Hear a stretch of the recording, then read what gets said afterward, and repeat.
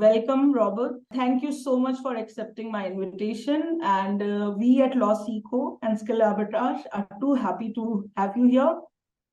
This interview, which we are conducting, it will be hosted on our YouTube channel, as well as we'll be posting the same in text format on our Super Lawyer website.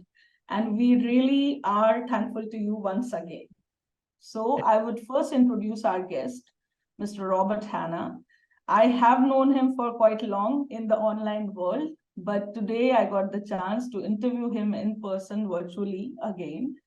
But I know him as the Robert Hanna, the legally speaking podcaster who builds legal community for us lawyers. He's the founder of KC Partners UK and is a seasoned legal talent solutions expert, specializing in guiding legal professionals like us in their careers globally. With a rich background in legal recruitment, he is an influential voice in the legal community.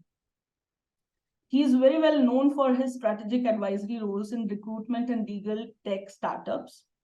As a LinkedIn influencer and host of the Legally Speaking podcast, that, as I mentioned earlier, it is powered by Clio. Rob brings a unique blend of technology insight and legal acumen. His extensive experience includes collaborations with prestigious legal organizations and contributing to best-selling legal literature. His passion for DEI, mental health advocacy, and his commitment towards building a collaborative, kinder legal community are hallmarks of his career, inspired by the legacy of his grandfather, who led a prominent law firm in the 1950s. I would like to move ahead and start our conversation with asking the very first question to a non-lawyer of his generation.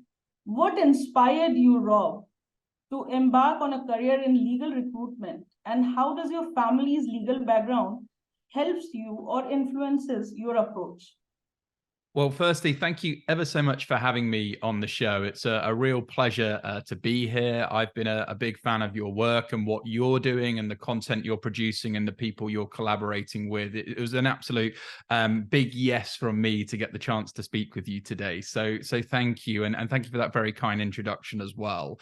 To your question, I'll probably start in terms of my career. I very much fell into the recruitment world. I started my career in 2008, which was a very challenging time. It was a time of the Lehman Brothers crash. So, there was a double dip. It was really tough for people starting out in a career in the sort of recruitment and talent space. But actually, I'm very grateful for that experience because, if you can survive in a market like that, you can survive in any market. And that helped me through pandemics, which obviously we've seen and everything else. So I fell into that industry and I took to it. I started in the City of London. I started as a FTSE 250. I was one of the most successful consultants of that time. I then got headhunted to move to a boutique recruitment firm. I helped scale that into sort of double-digit millions and, a team of 30. And I thought, this is fantastic, but I would love to do something for myself and something connected to my values and my family and my passion. And that's where the legal side came in. So my grandfather, as you very kindly mentioned, ran one of the most successful law firms in the UK outside of any major London law firm. And he built that by himself. He came from very humble beginnings. And I always thought if there was a way for me to combine my skill set on the talent recruiting side of things, but keep legal. And so that's how I started KC Partners, which is my legal talent solutions and content creation firm. I was very much sort of inspired by him and how he built his practice and law firms and how he treated people. And if I may, I just want to share a personal story as to why it went deeper than that. And it comes really down to, the things that I like to talk about: reputation, legacy. Every year when I was going to my grandfather's for Christmas time, I would see more and more Christmas cards come to his house. And this was post his retirement. He'd been retired maybe 10, 15 years at this point. And I would ask him jokingly, Grandpa, you don't have this many friends. Why do you get all of these Christmas cards? And he said, Rob, these are not necessarily friends. These are relationships that I built. These are clients of mine that I used to look after under my law firms. These are generations beneath my clients, families that I helped, sending me life updates, asking how I'm getting on and getting in touch with me. So I just thought, wow. if you let that sit for a minute, there's a lot of things that people are motivated by, but I thought if I could emulate that legacy, which was in an offline world, these are physical written cards. There was no social media. There was nothing like, you couldn't even use marketing. It was very much, reputation mattered in the 1950s in providing professional legal services. And I thought, wow, that is such a way to, he always said to me, live respected, die regretted, right? And I think absolutely that emulates that. And I thought, well, if I can emulate that reputation for doing good for the legal community, but in an online world, so it could be traceable, searchable. So my daughter can one day have a look online and say, Dad did good things for the legal industry. He tried to, inspire, educate, bring community together, make a change. That would be something that I would be proud of. And so everything that I do typically links around legal careers, but in a modern sort of progressive approach. Hence, I do all these other ventures. And, you very kindly mentioned the podcast. And, everything I try to do is to try and make the legal industry move forward, become this kinder, more collaborative, innovative space. Because why should the legal industry always be one of the last to adopt technology? Why should it always be, one that says, it's got this archaic system that doesn't necessarily keep up the times? I don't think that has to be the case. So the more that I can do to change and to help people with their careers, and as an extension of that story, I always say in our legal recruitment business, we don't want to find somebody a job. We want to find someone a career for life. And what we mean by that is it's very different to transactional. I want to build a relationship with someone at the start of their career and help them navigate right to the end of their career, wherever it may be. They may start as a trainee solicitor. They may become qualified in a law firm. They may want to move to an in-house career. They may want to start up a legal technology business. They may want to, and I always think, contacts are good, but relationships pay. So I really invest in deep relationships and getting to learn people, because we're all humans. We all have different drivers. When you first start your career, your personal drivers are probably different to when you're at the midpoint of your career, and so forth. So I think what really separates us is we're built on family values. We really care about people, and we want to help them throughout their career journey, whatever that may look like. And so I'll probably stop there, but that was really how the sort of legal aspect of recruitment came into my life, and the values and the inspiration and why it all started. My next question would be obviously somewhere related to this only, but would like to ask about your insights on how the legal recruitment has evolved through times, and how the challenges that you have faced in this particular niche that you have actually carved for yourself. This is something which, as you mentioned, in 2008 you started. It was the time when nobody was even, I think, talking or thinking about it. So please shed some light on that as well. Yeah, I think that's a really good question. And thank you for your kind words. I think, firstly, to let people know, the type of legal recruitment we do is typically for lawyers. It could be a corporate lawyer, it could be a banking lawyer, it could be a litigation, arbitration, employment, real estate. So we tend to do a lot of the sort of main private practice areas of law, and that's from a junior level right the way to a senior level. So, obviously we've been through a whole pandemic. So we've seen law firms unfortunately have to make redundancies, layoffs. So we've had all of that challenge. What did that mean? That changed a real evolution in recruitment, because typically it was always face-to-face. Every interview is face-to-face. Now law firms are a lot more comfortable to maybe do early stage processes online, which if you think maybe even 5 years ago would have been unheard of in terms of a protocol. So I think it's very important to understand that technology is now playing a greater part in the legal recruitment process and is more accepted with law firms. From a lawyer perspective and what motivates them and how that's evolved over time, I don't believe, particularly with the next generation of legal professionals coming through, that financial incentives are absolutely fundamental what drives them. Finances, of course, are important in terms of money and what you're paid, but values and real core values related to ESG, work-life balance, firm culture, these are really, really important. So what have been some of my challenges in terms of speaking to law firm clients? Well, it's been trying to educate these law firms on the importance of well-being, on the importance of, diversity, equity, inclusion, on the importance of having a flexible hiring practice, to attract top talent. So particularly Gen Z, which I think is full of innovation, full of creativity, full of energy. They typically have, maybe a side business or a side interest. I want law firms to embrace the whole human. They're not just just lawyers, they're humans. So I've really been trying to educate law firms as well on empathizing the human side of their lawyers, their own struggles. Not every partner got to be a partner of a law firm or an owner of a law firm without some struggles, but actually being human and sharing those and how they overcame those in stories rather than job descriptions is a great way to really, because people buy from people. It's human to human connection. I never say it's B to C or B to B, these common terms that have been used. It's H to H. It's human to human. Right? Everyone is human. We all have that connection. So the more that law firms can think about that and sort of, really showing that side of them, I think it's a great way to kind of attract talent. I think I always believe in sort of innovative strategies as well of changing motivations in legal recruitment. And I also like to share specific challenges I've overcome in educating clients and recruitment, because again, I'm educating my audiences on how is these things evolved, because, we're in ever-changing times. You can't ignore that legal technology is coming in thick and fast, from document automation to everything else involved. But so that means there'll be legal changes in jobs. That I read a statistic a little while ago about 95% of the jobs haven't even been invented yet that might exist in the next decade.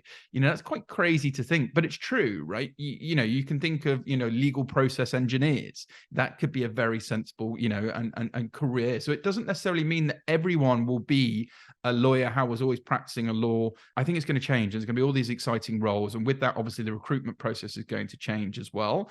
But I think it's very, very, very exciting time for the legal space. I get excited about legal. I get excited about the people that I collaborate with, like yourself, Divya, in terms of what you're doing, because I think there is this enthusiasm to say, hey, we are legal voices, but we're also humans. And we also want to bring out all our other passions and all our other interests and all our other, you're producing high quality content, you're collaborating with people. I think we can get the industry in that place where actually you can still be a fantastic legal professional, but also be yourself. I think that would really help when it comes to a lot of the mental health struggles we see in the industry and so many other things that maybe it's been a little bit limiting before, to let legal professionals really be their true selves throughout their career. So as you said, I'll move forward with the same context to the next question is, what would you like to advise to the legal professionals when they are seeking to actually start their career path and navigate it through? As I remember, you said that you believe in careers for life and not only for organization or just for the sake of monetary benefits. So what would be your advice, Rob? Well, this is a great example. What we're recording today, we met in the online world, right? You were, I think it may have been Clubhouse. I could be miscorrected, but we definitely met. Yeah, absolutely right. And so this is a great example of professional networking, and how that can lead to opportunities or collaborations that could be mutually beneficial for all parties. So I think one of the things you should always think about doing, and something I'm working on every day, is building a strong professional network. That is so important for career growth and opportunities, because this opportunity for me wouldn't have come about if I wasn't getting myself out there and networking and staying curious about new online platforms, because we wouldn't have known each other. So, you open doors for yourself through, using the likes of LinkedIn, using various other platforms that are out there that, by the way, are all free to use. It gives you an opportunity to really build a network, particularly within a niche area that you're interested in. So I highly recommend professional networking. I always have an expression, NSN, never stop networking. I think it's the number one thing we all need to be doing day in, day out. So, I'm continuously working on this. As an extension of that, I do believe a personal brand is important. And I'll tell you for why. You can lose your job during a downturn market. We've had pandemics that I've referenced. We've had tough markets. We've had boom markets, but you'll never lose your brand if you protect it. So what do I mean by that? In a down market, if you are at risk of losing a role, or you're at risk of losing clients, or you're at risk of losing, revenue streams if you're running a law firm, but the fact that you've built a personal brand, as an extension of that, you'll probably have contacts or relationships or people you could reach out to. So for myself, let's say my legal recruitment business folded tomorrow. I don't think we will. We've had one of our record years and our podcast stopped. But the point being, through my personal brand, there are people that I could lean on to call, to ask for help. And I always say, don't see asking for help as a weakness, see it as a strength. And why is it a strength? Because you're shortcutting the way to get the answer to what you need. Okay, so you think about, a lot of people say, oh, I'm not sure I could reach out to them, I should know that. You don't know what you don't know. And actually, it's very strong of you to reach out to ask for help, because you're going to get the answers that you need a lot quicker. So having a personal brand is your biggest asset in a boom market and your biggest insurance policy in a recession market. So I think it's super, super important, and opportunities come through that. Seek mentors. I've always had mentors throughout my career. You can only learn what's in your four walls if you're in a law firm or you're starting out in an in-house role in a company. But actually, there's so much wisdom out there. There's opportunities like this. You can learn from this show. You can learn from other resources out there. But having mentors is a really great way to give you career guidance, insights, and potentially open doors for you for conversations that you might want to try and be a part of. So I'm a big advocate for that. I also believe in sort of attending events and webinars and seminars. Again, these are all great ways for you to upskill, right? Because all we all want is access to information, right? The more information we have, the more informed we can make career decisions, the more informed we can advise our clients, the more informed we can be about just understanding the way of the world and how our industry is moving and shaking, right? So I think if you can get yourself in areas where you get access to really good information, you stand a really good chance of having a really successful career. So I would say there's some of the things I would be thinking about in terms of sort of navigating your career path effectively. I would also say build a relationship with a legal recruiter. Like I mentioned before, I'm not looking to place someone with a job, but they should be your trusted advisor. You shouldn't just be speaking to a legal recruiter when you need a job. I think that's a very transactional relationship, whereas actually a deep-rooted relationship would be, you should be checking in on your legal recruiter, asking them how they are. Candidates of mine ask me how my daughter is, how's things going? And yes, I share market insights, I give them information. It's a two-way exchange, it's a genuine relationship. But you want to build relationships with people that know everybody in the market. A lot of legal recruiters will know all the law firms, all the barristers' chambers, will know all the heads of recruitment, will know the partners, the owners of the law firms, the people in the various positions, because it's their job to have those networks. Building that relationship and genuinely maybe referring them people, being valuable to them, and vice versa, you will get a lot more back in terms of career opportunities, insights, and fun along the way. So I would say that's another thing I would think about doing. So when you're talking about never stop networking, that is NSN, your concept, it clicked that I should be asking about your podcast as well, Legally Speaking podcast. So I would like to ask you about that particular podcast which you launched, and you have successfully make it a bigger community with every episode which you launch. How do you think it has impacted the legal community around you, and it has helped you have a better and a beautiful professional journey, as you keep on talking about building relationships for a longer period of time and not only transactional relationships? So how was your experience building this? Well, again, thank you. Look, I can give you the headlines. We're in the top 1% of shows in the world. I've had opportunities to speak for the likes of Thomson Reuters. We're in 5,000 cities. We're sponsored by a legal tech unicorn and Centaur, which a Centaur is over 100 million annual recurring revenue in Clio. We've had phenomenal guests in terms of presidents of Law Society, even Carol Baskin from Netflix, Tiger King, through to influential legal change makers, and so much more. But I want to talk about where it started, because that's fantastic. But I want to encourage people, because it all starts somewhere with the idea. And we had an idea. Unfortunately, ideas go to the graveyard without action. What we dared to do was take action. And so if you're sitting on an idea that you think you can add value to the legal community, you think you can add value to lawyers, you think you can add value to your profession, don't just let that idea sit there. Yes, you'll make mistakes along the way. And by the way, we've made thunderous amounts of mistakes with our Legally Speaking podcast as we've gone on, but we've continued, and we've been consistent, and we've been passionate, and we've been driven.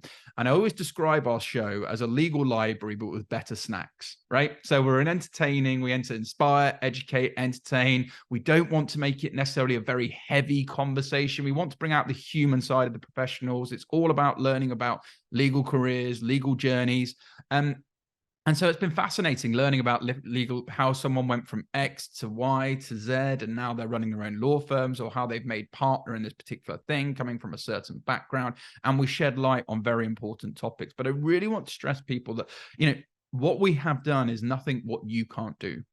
So I think everyone can do something with some encouragement and the right people around them and action. So yeah, absolutely. I do believe, and I'm very passionate believe, because I spend so much time, energy, and effort on the show, that I'm proud of the show, because remember the legacy, my grandfather, I don't want to do anything that I don't think would be of the level. So I think we've been professional. I think we've been great in building community, educating. We talk a lot about, there's been so much legal change from careers, and we've got solicitor apprenticeships now over in the UK. We've got the solicitors qualifying exam, the SQE. There's been various changes, and so we're bringing all of that wisdom. Legal technology is changing all the time and shaping what the profession is looking like. Diversity, equity, inclusion. There's more to be done. We've had in-depth discussions with the presidents of the Law Society in England and Wales and beyond. We've had conversations with some of the people that have built legal tech unicorns. So we really try and bring all of that wisdom from bestsellers, authors, educators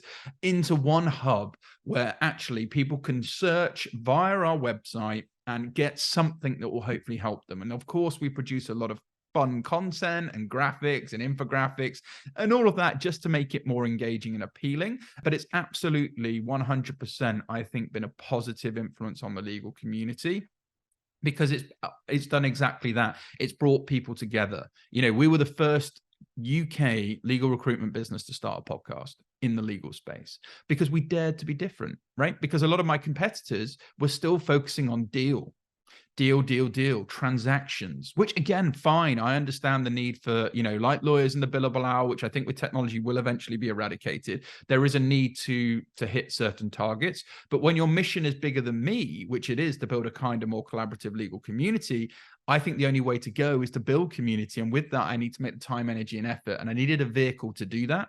My strength, I believe, is in communication. You very mentioned before, writing is a strength of you and a way that you get things down. I'm a horrible writer. It's not a strength of mine, okay? I'm not good at writing.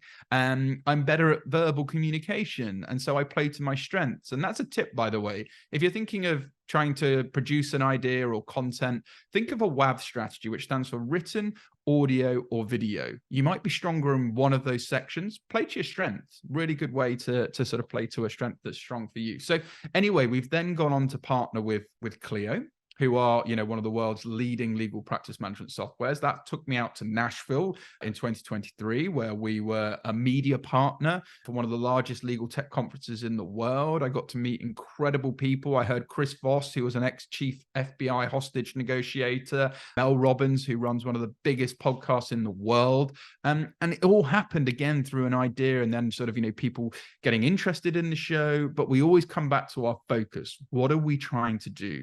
We're trying to help people when it comes to all things legal careers. So that's really been the premise. That's been the impact. And it aligns nicely with my legal recruitment business, because this was also a strategic, if I put my entrepreneurial hat on, business development move. Because when I first started my legal recruitment business, I had no clients. Nobody knew me. I'd never been in legal before. I was just this chap called Rob. And so I thought, what was a way that I could do something different to stand out, to get noticed, that would be valuable for an industry, i.e. legal, I was trying to penetrate. And I saw no one was doing podcasting. And this was back in 2018, 2019, when it was still quite new, podcasting. Now, of course, there are a lot of shows out there and it's great and it's more competitive. So I took a blue ocean opportunity, right? Red ocean, very saturated, lots of competition. We went to the blue ocean. Right. And so we started doing that. And then I could start my conversation with prospective clients, i.e. law firm partners, not hi ex-partner, can I recruit for you? Because remember, start a relationship based on value. Hi ex-partner, I would love to interview you to learn more about your journey. I'd love how you got to where you are. What are the interesting parts of your actual practice that you most enjoy and would be most appealing to talent that might want to work for you in the future? And I'll create the most amazing interview for you. I'll put it in all of these cities around the world. I'll create all these assets for you. I'll do this, and this. Would that be of interest? Yeah, sure, Rob. Yeah. And how long do I need? 20 minutes. And so it's a creative way to start building relationships with my future clients, right? Because I'm not just looking for that quick transactional. I want to start with giving value. And so it became a great way for me then to start building relationships with law firms. And then, of course, they find out you also have legal talent. You also invest. You do all these other things. The relationship naturally grows stronger and stronger and stronger. So it also became a great way for me to get new clients for my mainstay company, which is obviously the legal recruiting side of things. So it was a strategic thought leadership, fun initiative, which was an idea that we dared to take action on. Your thought about the kind of strategies which you may have built over the years while you were making this legal community, and how did you foster a collaborative and inclusive environment after our understanding that as lawyers we are a little shy of actually going open in the world and talking about ourselves? How did you make that happen? Very good question.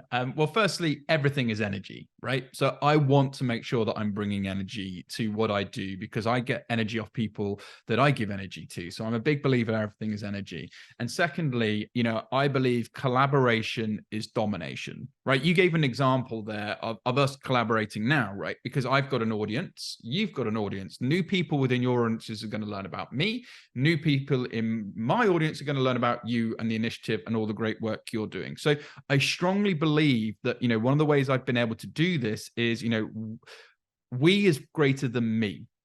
I'll repeat that. We is greater than me. And so it's a great way to collaborate through growth. So I've been very good at collaborating with people within the legal industry because I think it's so important to not only create diversity of thought, but have an inclusivity mindset and also shine a light on people that not necessarily get the opportunity to have a light shined on.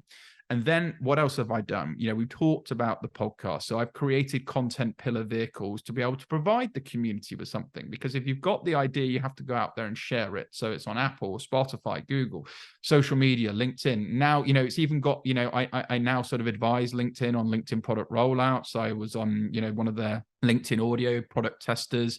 I'm the most followed legal recruiter on LinkedIn. And, I've collaborated with social media stars like Gary V and many others, and LinkedIn is a platform that I've done a lot of work with because I wanted to be able to share content where my legal audience is hanging out, which typically was LinkedIn. So I've had vehicles, I've hosted a lot of events, webinars, I've done a lot of talks. I've created the Legally Speaking Club Discord, which is an offline community where we can share interactive content. It's innovative, it's engaging. People can ask questions, careers related questions. They can feel seen, they can feel heard, because someone may not feel comfortable writing a comment openly on LinkedIn about something dedicated to their career. So why not have a safe space where people can come and ask questions? And, I like to share success stories as well of people who have done fantastic things in the industry. So, I'm all about making people feel seen, heard, valued, and belong. And so, when it comes to the legal community, it's not about me, right?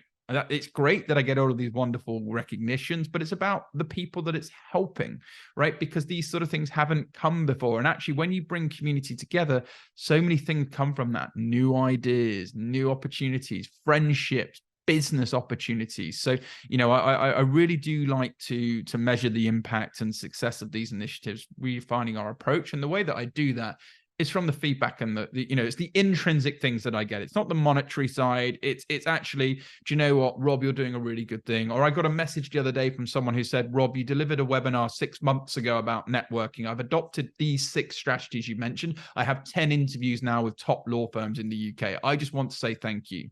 Things like that gives me a warm, fuzzy feeling of, okay, I'm doing something that's credible, helpful, useful, playing to my strengths, and really making sure that, there is a legacy that can be left. Because at the end of the day, all any of us have is a legacy. That is what fundamentally drives me and what I like to get from the legal community building side, because it's putting the community first. Wow. So I'll right away move to my almost the last but not the least question. But I would like to ask you first, what are your views about the kind of legal trends that we are seeing nowadays? And how is it affecting the not only legal practice, but also the ways legal recruitment may have worked? Yeah, I mean, obviously, there's a lot of legal trends at the moment. And by the way, a good resource, Clio's released the Legal Trends Report. It's free to download. One of the most comprehensive trend reports out there in the marketplace. I think the it's been the word of, or the 2 words of 2023, of course, is artificial intelligence. We can't go through a show without talking about AI, but that is the hot trend, right? That really has shaken up the industry phenomenally. Obviously, we started seeing with people with ChatGPT, and obviously now the time of we're recording, it's obviously the Sam Altman and the OpenAI debacle at the moment in terms of what's going on there. But this is, it's not a trend or a change, it's a revolution. We're in an industrial revolution because AI will not replace lawyers. AI will replace the lawyers who choose not to embrace AI. So I think it's a tool. And these are tools that we need to get familiar with. We need to learn. We need to learn our craft. And with that becomes a lot faster. So, there's lots of software management practice softwares out there, in addition to Clio, where you can use so much in-house under one hood, from template documents, even now to a tap to pay on your phone. That can become a phone terminal for your clients to pay your invoices. So it almost becomes like a phone terminal. There's amazing technology out there, and AI is absolutely just getting started in terms of all the things lawyers can do.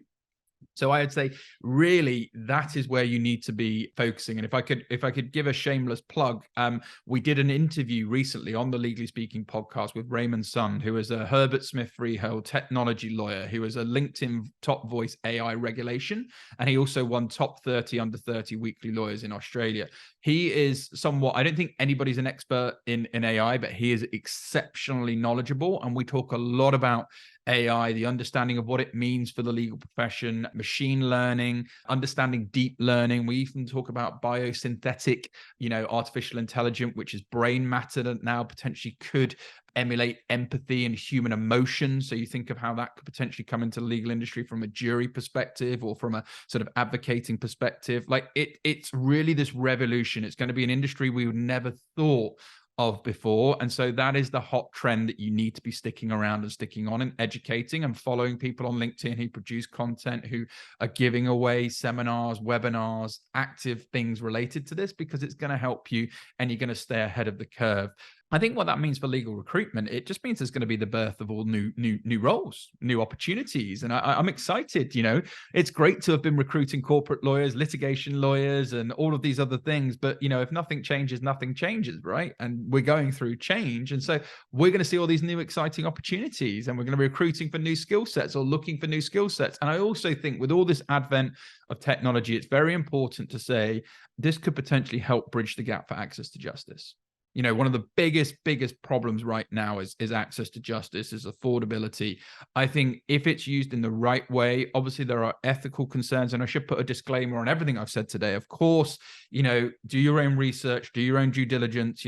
My content here today is just purely for information and just general sharing purposes. So please ensure that you do that. But as someone who's bullish on AI and a believer in tech for good, I think this could really help with the access for justice and legal aid and so many other things out there that are very, very important. So they're just some sort of thoughts around trends and new opportunities and what it means for legal recruitment. And I'm very excited. I'll move ahead with my almost the last question about you giving some suggestions for the new lawyers who are looking forward to launching their freelance career, or they want to try and find what can be their true calling, be it in legal sector or be it in freelance legal sector, or again, in your own words, career for life. What suggestions will you give those lawyers, the first generation ones, who really want to make their names in this world?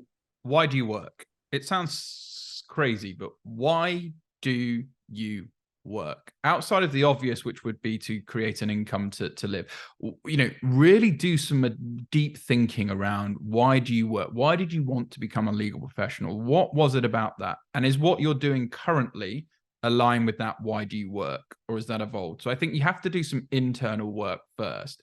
To the question about the freelancing, I fully support lawyers considering freelancing because it offers flexibility and autonomy, and it offers another way that never used to be available, right? So I think it's fantastic. I think it can offer a diverse legal roles and opportunities. So it can give people the chance to have their true calling.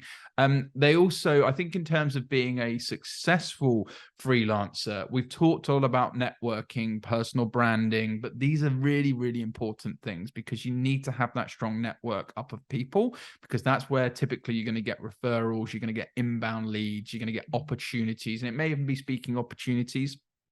So I think it's really important that you focus on a lot of what we've discussed today. I think also adapting to the market's leads and maintaining flexibility is crucial for freelancers. You are not trying to move a juggernaut law firm.